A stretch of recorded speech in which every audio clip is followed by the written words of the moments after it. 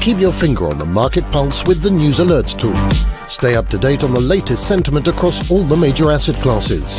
Uncover bullish or bearish signals tied to specific assets that could be developing before major price moves, and track how news sentiment correlated with price in the past.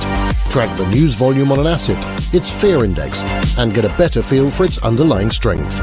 All with News Alerts, your central hub for market information. That's higher trading from MarketsX.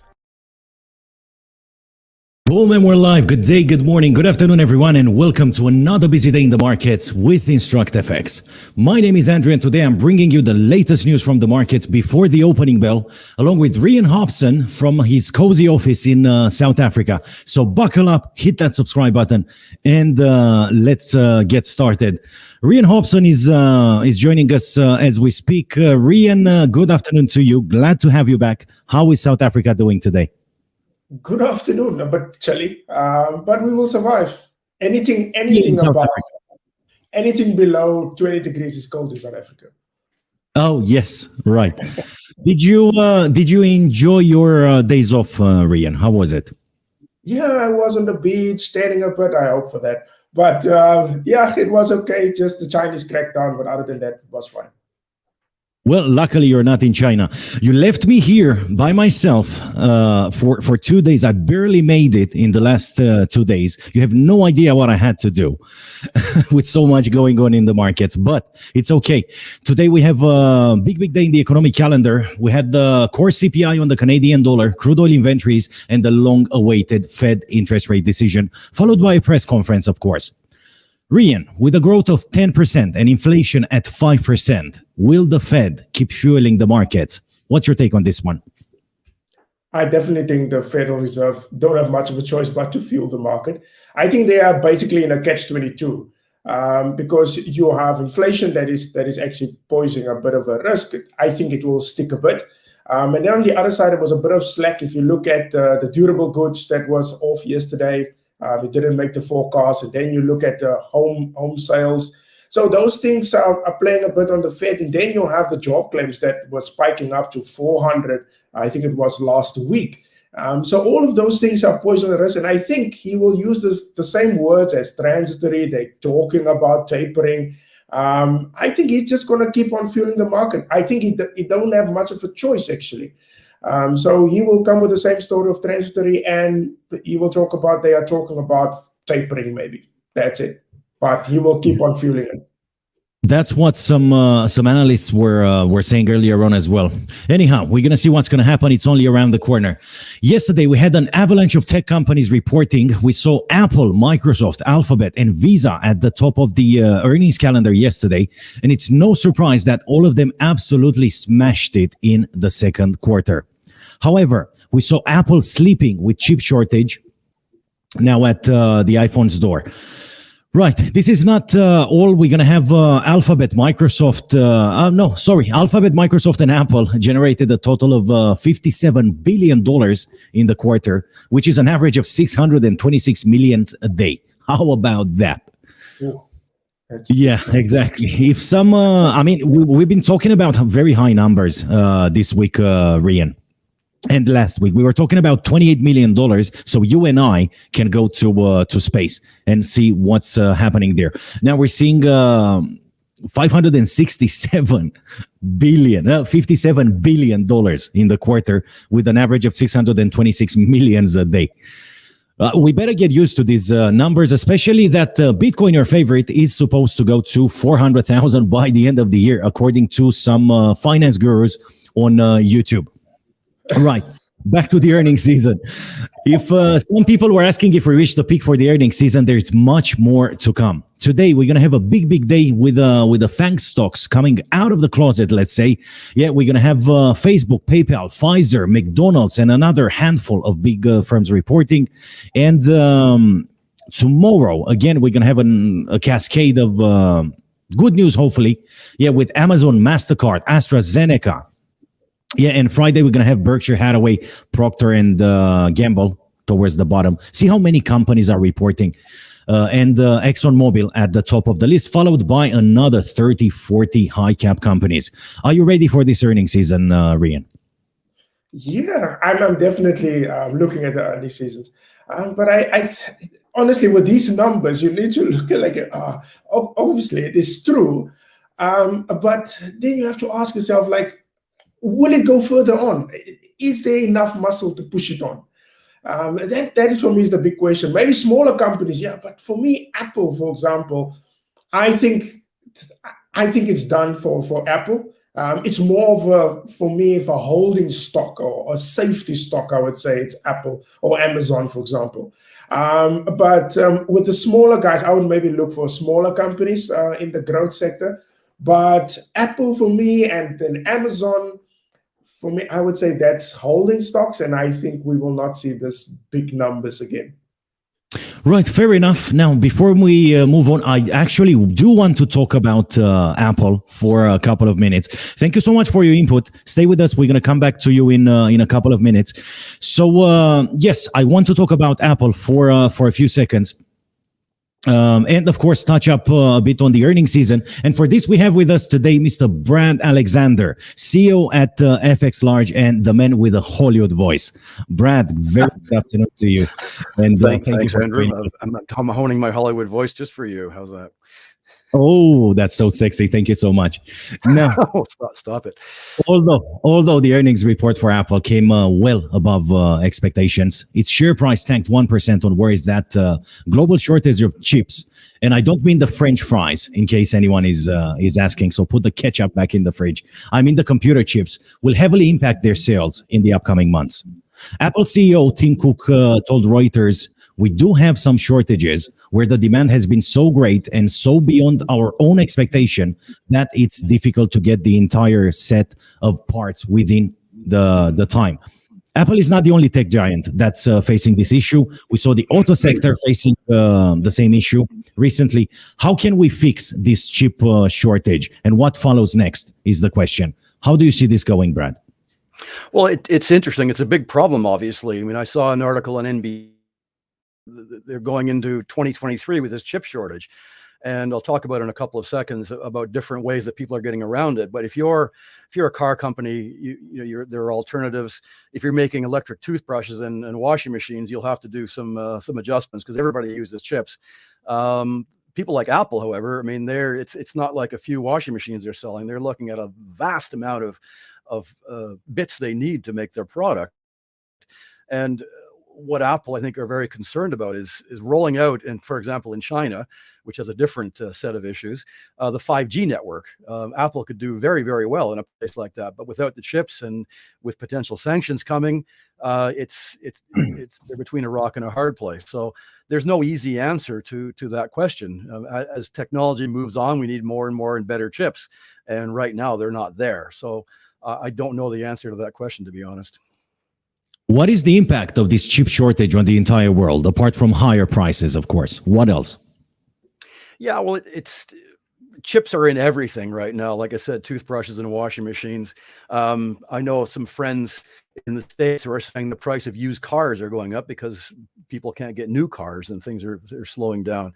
And also developing new technologies. Without these chips, there's no point developing new technologies right now if you can't actually build the product. So it's going to impact us. And I say, if I take NBC at their word until 2023, there are alternatives, but you can't sort of invent a new chip if no one's there to build it anyway.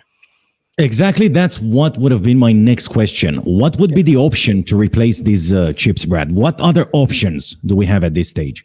Well, what's interesting, and take Tesla, and we always talk about Tesla and how innovative they are, and our good friend Elon, they've actually taken some older chips and rewritten the code and the firmware to put in their cars. Very easy solution, or maybe not easy for them, but very inventive solution, and they can get on with stuff. But that's what I was saying earlier. I mean, how many cars do they have versus how many iPhones does Apple have? So there are companies who, of course, are using perhaps older technology and rewriting their software to fit the product and just getting on with it. But of course, not everybody has this option. I mean, again, phone makers, computer makers, they don't have that option. They can't go backwards. Whereas a car company, they need a chip to do a certain function. They could probably get away with existing or older technology. So it's a tricky one. You mentioned Apple a second ago. Apple so far played it very nice.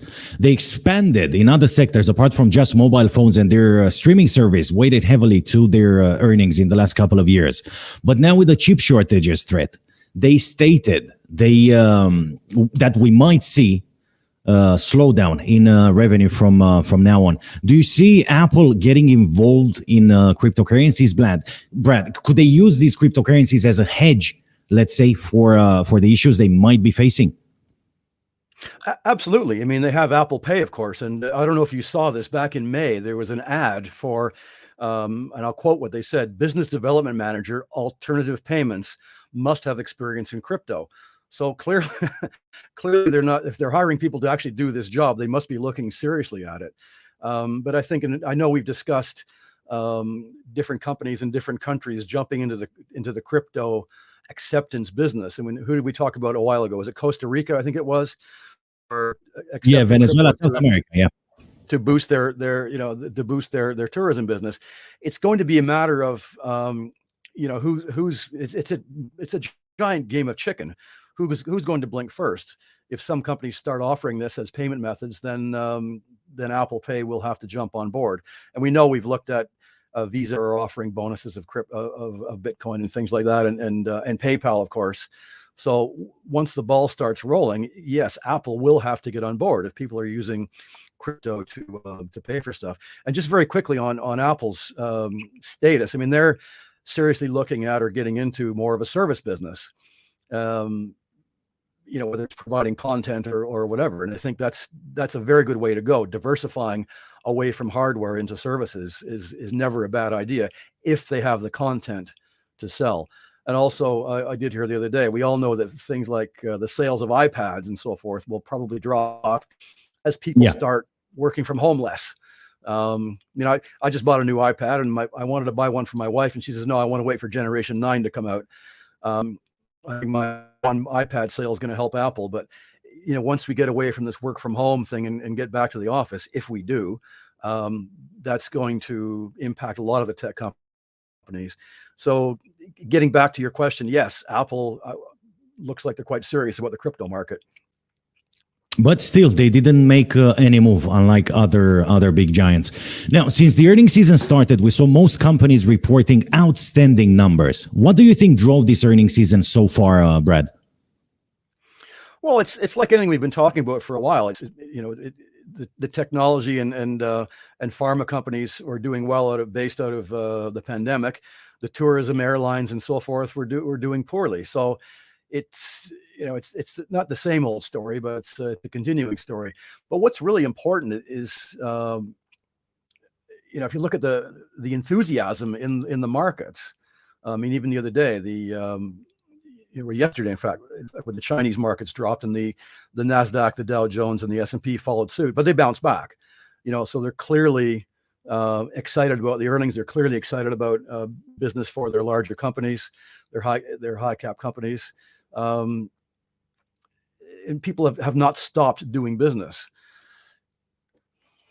So do you think these big companies are doing a bit too well, considering everything that goes on? That's how I see it, at least. It's a bit too much, too well, all of a sudden. Well, it all depends. I mean, these are based on numbers. They're actually either selling services like Zoom or they're actually selling phones like Apple, or selling airplane seats, or not selling airplane seats like American Airlines. So, I don't know if there is such a thing as too well. It's when you get stock evaluations that are just based on pie in the sky, like we saw during the .com bubble, that you have to worry. I think these numbers are real. I don't think we're going to be fooled again by anything that's seriously inflated that isn't based in reality. So I'm an optimist on the growth of the stock markets. Do you have any prediction or overview on the stock markets this year with this fantastic growth at 5%, 10% and 5% inflation for the US? Yeah, well, you guys are just talking about that. What's interesting is that and we're going to find out more this afternoon, is that they've been saying transitory for this inflation for some months now. I tended to believe it because there was a lot of inflation caused by production problems globally.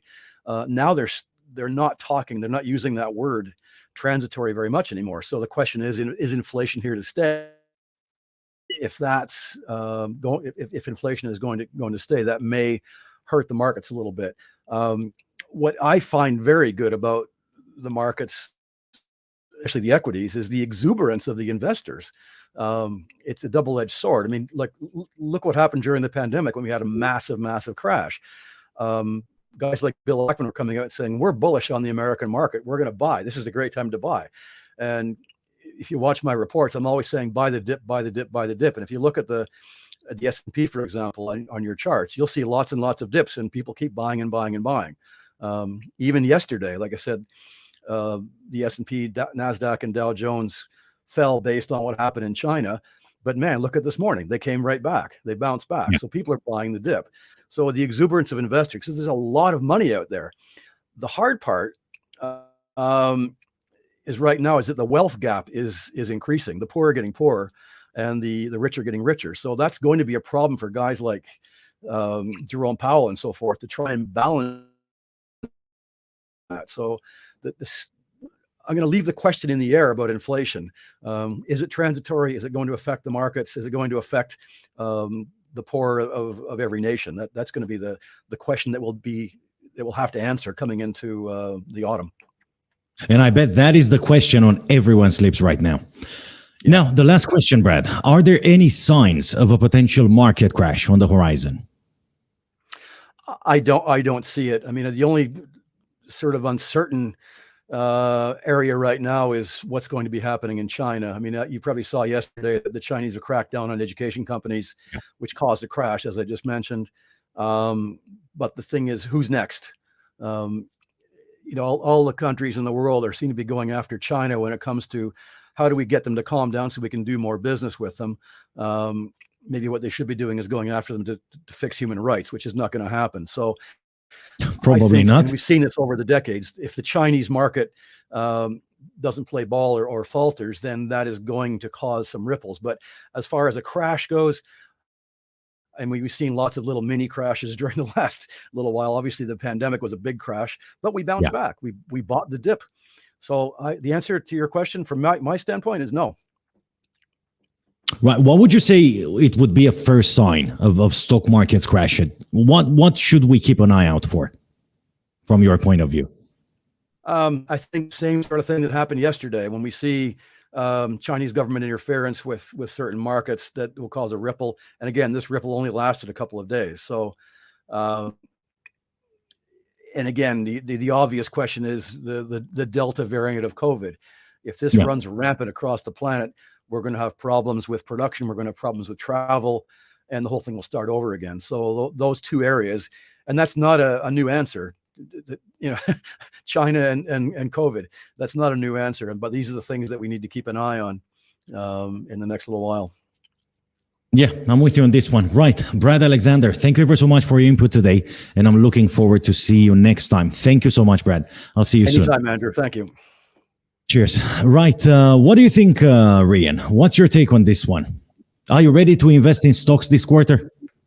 No, not at all. I will stay with FX. Yeah. By the way, did you manage to buy any cryptos? No, not at all. I stick to oil. Okay. You are the man who need to teach me on that. Right. What do I have to do? Yeah, to make Reiaan Hobson invest in some stocks, and maybe some cryptos. I'll start a campaign if you want. Make Reiaan Hobson invest in cryptocurrencies. If we get, I'll tell you what, let's make a deal. If we get 50 likes on this video, are you going to start cryptocurrencies? I'll help you. I'll be next to you. I think that is a good idea. And don't forget the 2 whiskeys that you need to decrease for the likes. To me, I told you, if you're going to have fun for 2 days, I'm not going to be the only one suffering. I'll suffer after the bottles. Now, right, we're a few minutes ahead of the opening bell. We have about 10 minutes. Should we get started with the news of the day? What do you reckon? Oh, yes, we have to, especially the one of tonight, which is the FOMC. That for me will be the main indicator which we can send commodities up or down, or even the crypto, not the crypto market, but the FX market can actually also send up or down. Don't get involved in things you don't know. Right. I know you can't wait for the crude oil inventories. So I'm gonna let you present commodities, but let me do the headlines of the day first. Yeah, and then you can take over with commodities. Sounds fair enough? Fair enough. Right. Okay. Ladies, gentlemen, traders, here's what's happening in the markets on this beautiful Wednesday, July 27th, 2021. Right. We're looking at the Faang stocks. We're going to start with the Faang stocks. The Faang stocks, or mega cap tech companies, continue to generate more cash, and even the most optimistic expectations, Alphabet, Apple, and Microsoft all reported record quarters after the closing bell yesterday, with a combined profit of $57 billion, which equals to $626 million per day. Although their earning figures came out way above consensus predictions, Apple announced that the chip shortage will likely slow down their revenues for the next quarters, sending its share price down yesterday after the announcement. The Nasdaq Composite is very likely to outperform today after a strong announcement by heavy tech companies. However, the Dow Jones Industrial Average was down 0.2% before the opening bell today, and the S&P 500 showed a modest gain of only 0.1%. Right, moving on. We're going to have a look at the US dollar index, which is under pressure ahead of the Fed meeting. The Federal Reserve starts a 2-day meeting, and following this meeting, the Fed will probably tell the rest of the world whether it's changed its mind about the timing when to reduce its bond purchases and raise interest rates. The US dollar index did not make any notable changes since yesterday, trading around the $92.50 mark on the European trading session today. Bear with me for a second. There it is. Yeah, we see the US dollar index making very, very, very little moves. It's currently trading at 92.65. Yeah, only 10 basis points gain for the US dollar index ahead of the Fed interest rate decision later on today. Now we can move to crude oil WTI, where crude oil WTI prices literally froze since Monday as the spike in COVID cases worldwide and an increased quota for the OPEC Plus members might affect supply and demand in the second half of the year. The American Petroleum Institute data released last night showed a draw of 4.7 million barrels for last week, and consensus predicts a draw of 2.9 million barrels for the crude oil inventories announced in 1 hour from now. Moving on with more exciting news, we see gold futures traded lower today on the European trading session, falling below the 1,800 mark once again. And cryptocurrencies, guys, the mighty Bitcoin and Ethereum gained overnight, with Bitcoin rising over 5% and topping up the $40,000 level once again, and Ethereum only gaining 1.4%, trading at around $2,300. Right, these are the hottest topics today. And shortly after the break, Reiaan Hobson will bring us the latest news on the commodities markets. I was dying to say this. From Europe to South Africa, from Limassol to Cape Town and London, this is InstructFX News. US markets open and commodities markets coming up.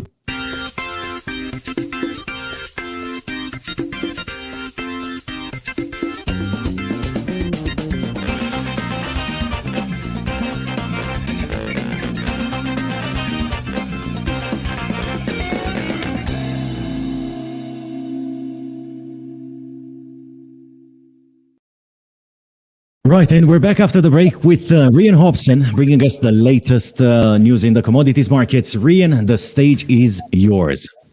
Yep, from a very chilly Cape Town. But I actually do expect on the Brent crude, we will get actually the crude oil inventories later today at around South African time at about 4:30. Now, this will be an actually interesting thing. Now, one, you will see that the oil prices is being sitting there now for quite some time at about 72. This is now the crude oil inventories at about 72. So it didn't move as much. So it's been sitting there dead still. Now, no, there's an option where it can go up or it can go actually down.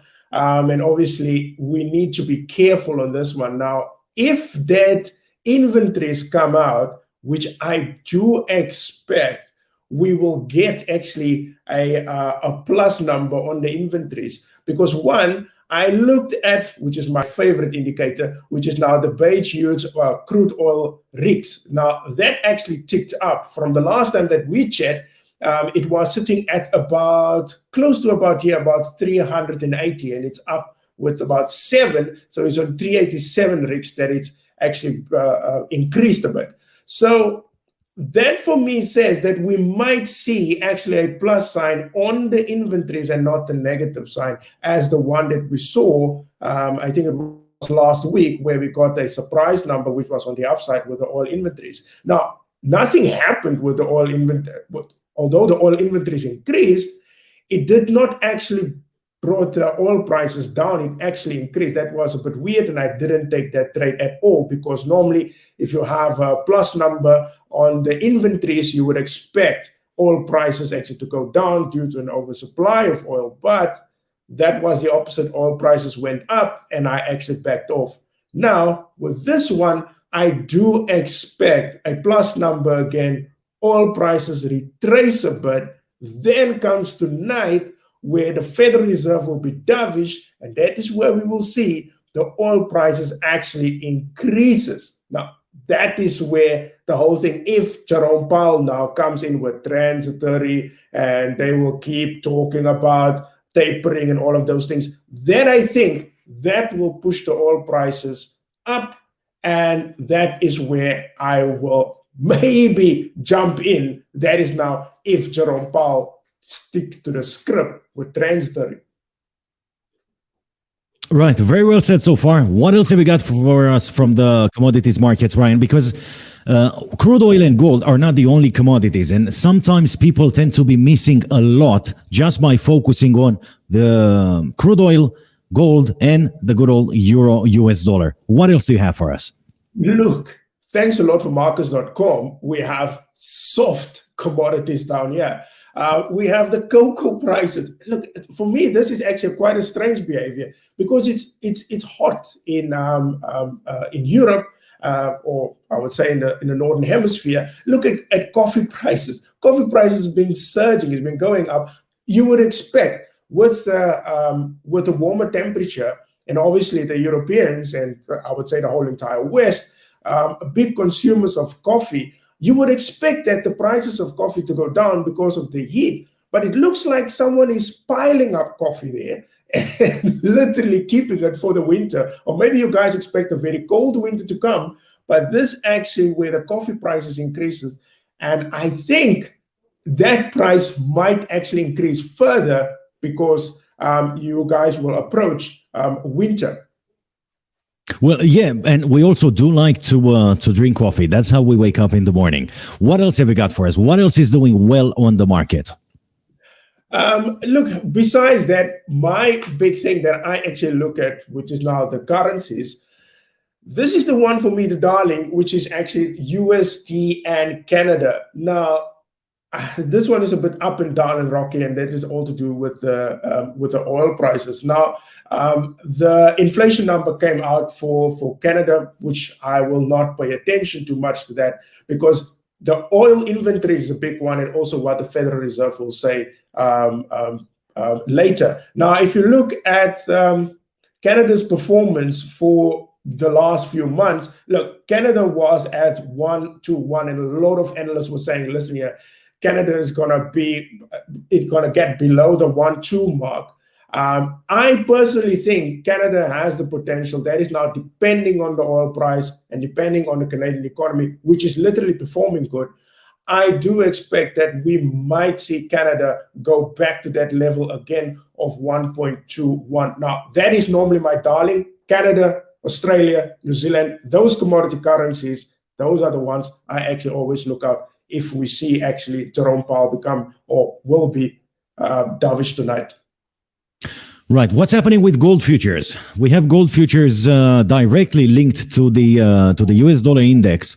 what is happening with gold? Where are we going to see gold heading to recently in the near future, Reiaan?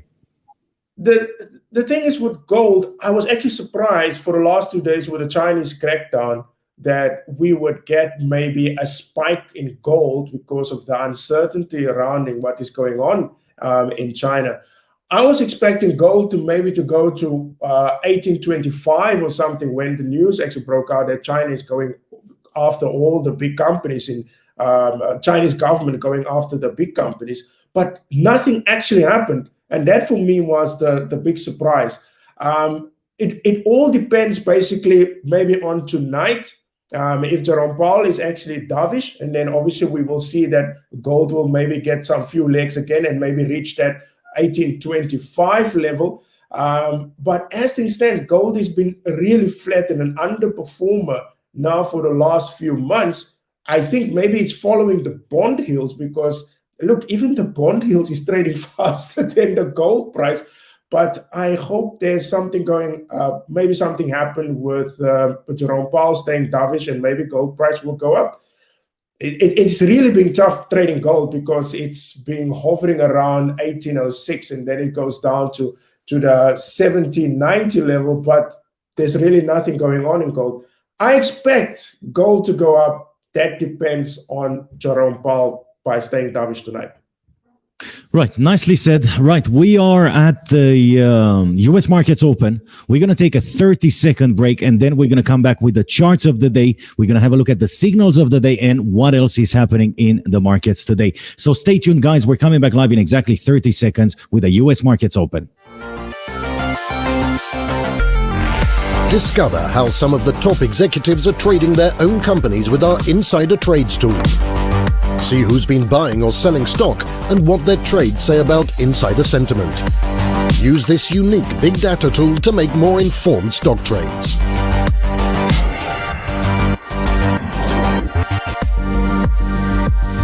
That's higher trading from MarketsX. Right, and the time is 4:31 minutes, guys. We are 1 minute into the U.S. trading session. Quickly, just before we move on to the charts of the day, I want to run some stocks by you and see what is happening with the stock markets as the earnings season has reached its peak. Alphabet, Boeing rise pre-market, Starbucks, and Spotify fall. This is the headline of this article. Let's have a quick read through, and then I will show you the charts of the day.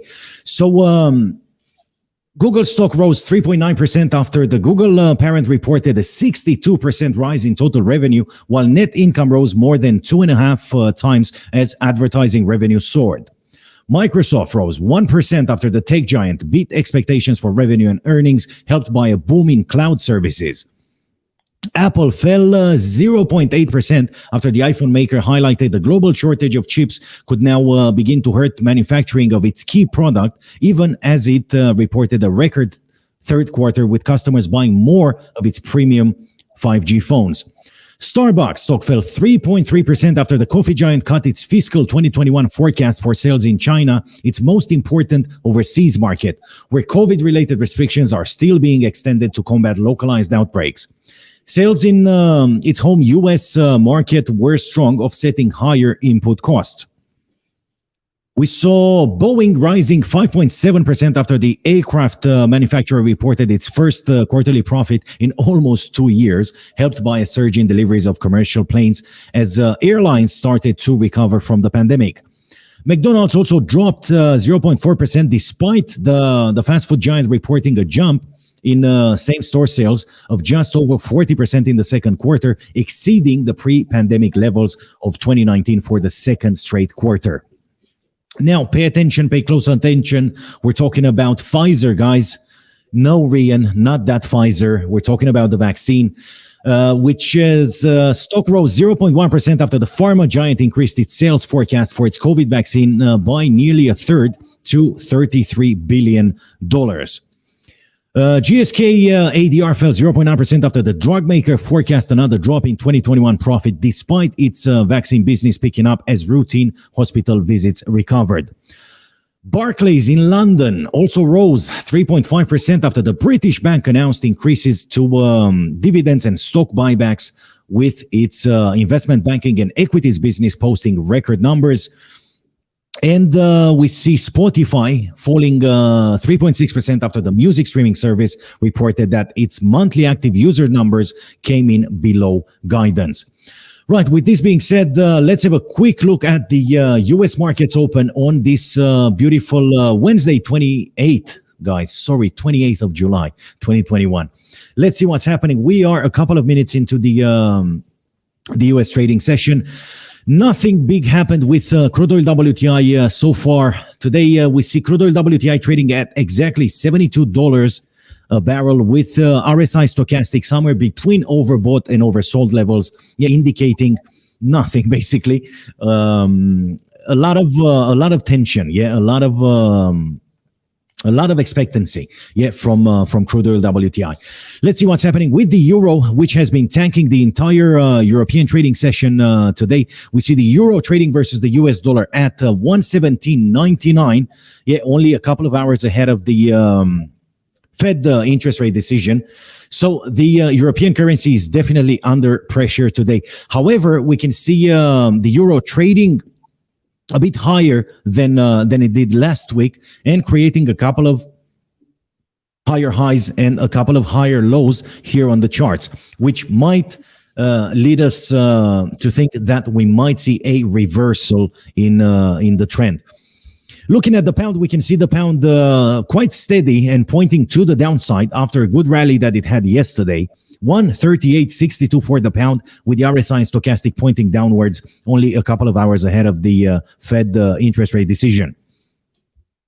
The USD JPY pair pushed to the upside on the European trading session today, trading now at 110.14 with the RSI stochastic up in their overbought levels. Anything can happen as soon as the Fed meeting starts.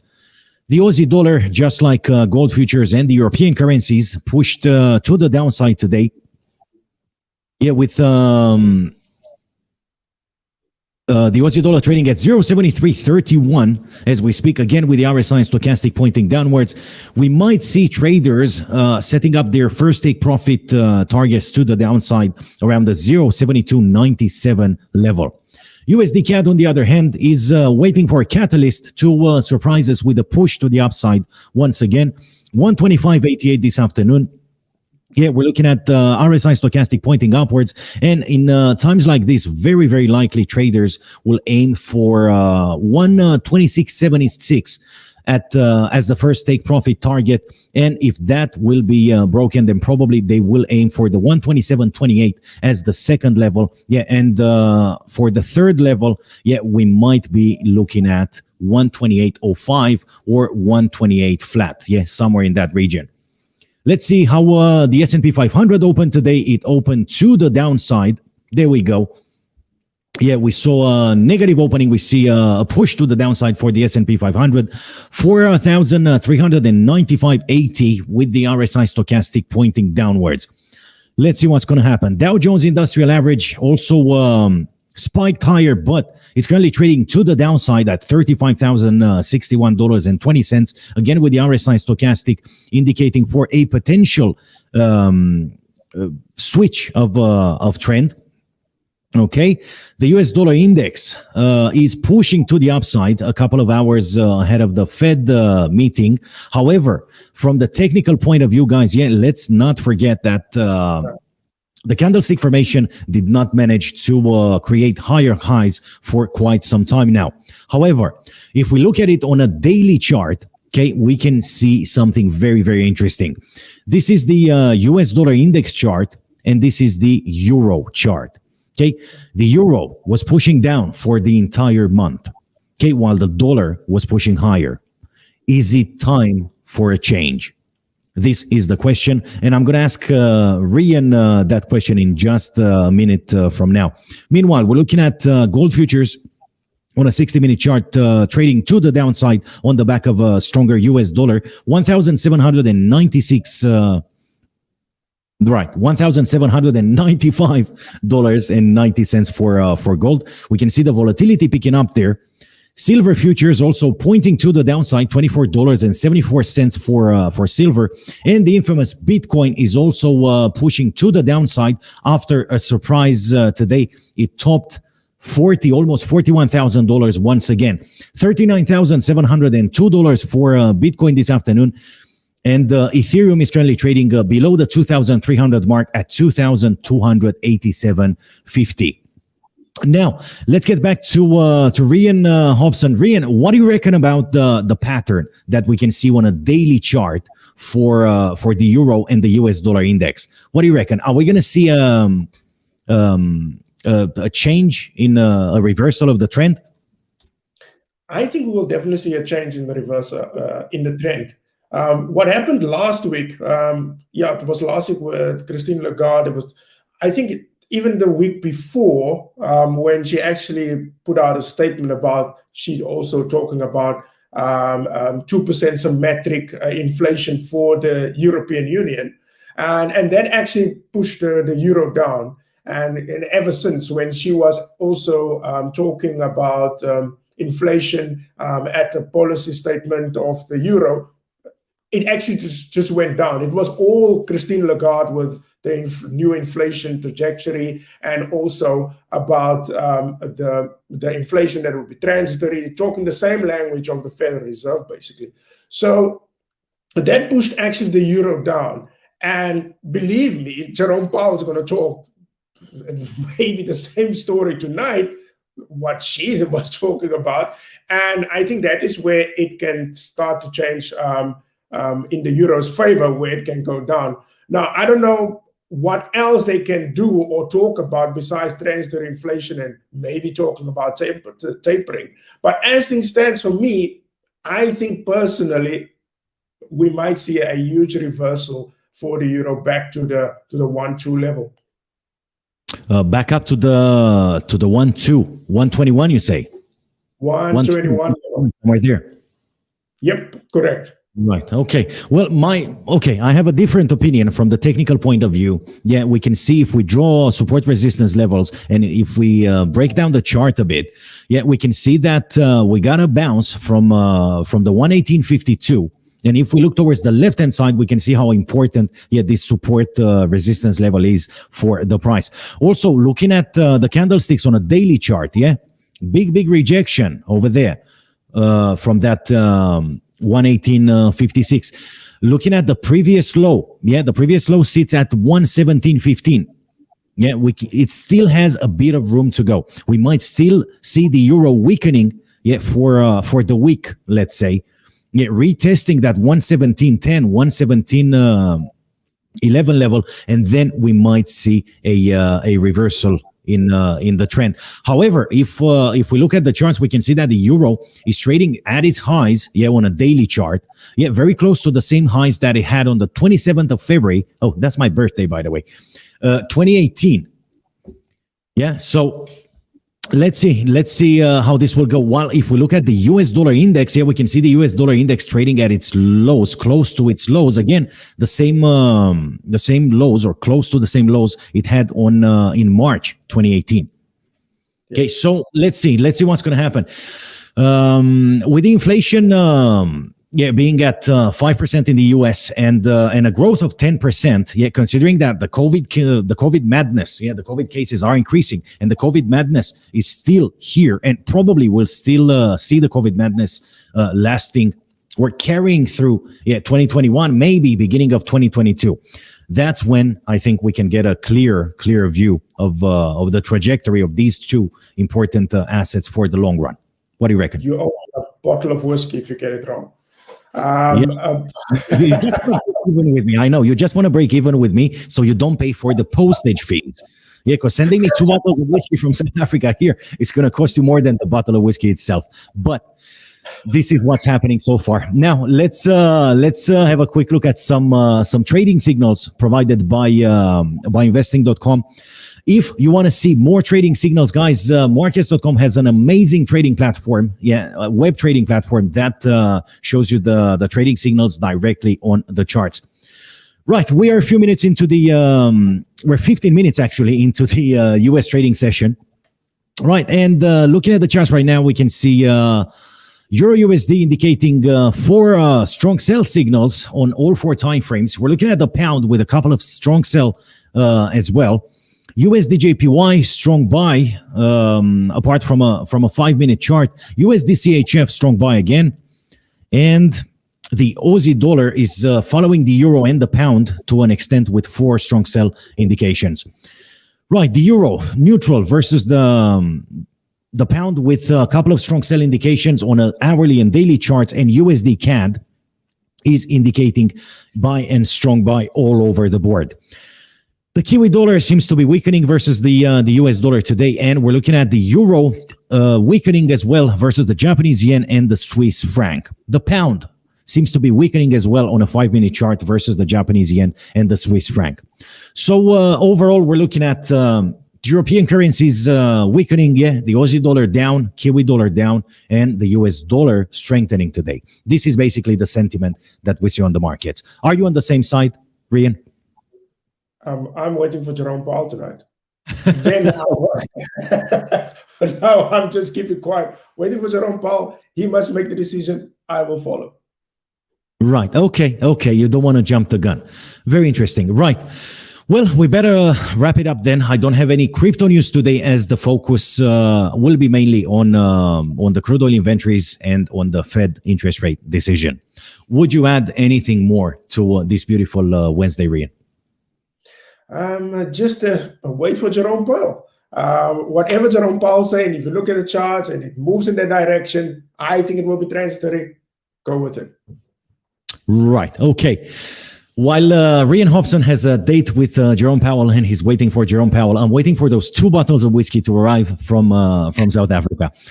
Right. This was it, Reiaan. Thank you very much. Thank you ever so much for today. I'll see you again tomorrow if you're available. If you don't decide to take another day off, like rich people do. Okay. And I'll talk to you about Jerome Powell more tomorrow. Have a nice day, Reiaan, and happy trading if you're going to trade. Sure. Thanks a lot. Same to you. Right. Thank you so much. Right. We had Reiaan Hobson with us today. We had Brad Alexander. We had a beautiful day in the markets, and the US markets just opened half an hour ago. So brace for volatility. This is it from my side today, beautiful people. Join us again tomorrow, same time, same place for new round of market talks. And until then, remember to trade responsibly and make all your trades be in the money. This show is sponsored by Markets.com. Discover how some of the top executives are trading their own companies with our Insider Trades tool. See who's been buying or selling stock and what their trades say about insider sentiment. Use this unique big data tool to make more informed stock trades.